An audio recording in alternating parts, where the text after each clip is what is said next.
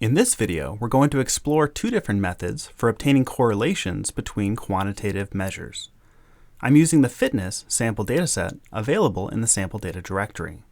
This dataset includes observations for 31 individuals measured on several physiological variables. Our first method uses analyze fit y by x. To start, I'm going to cast my continuous columns into their associated roles.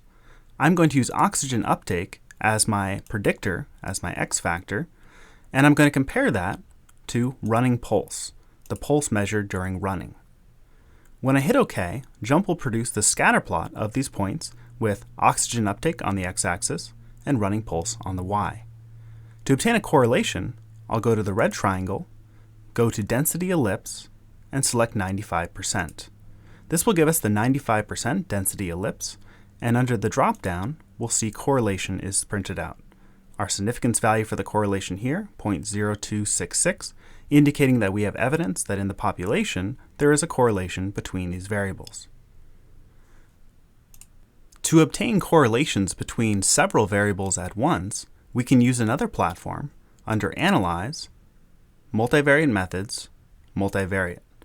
The multivariate platform allows us to, at once, see the correlations between several of these variables. I'm going to select 4 of them here and cast them into y columns.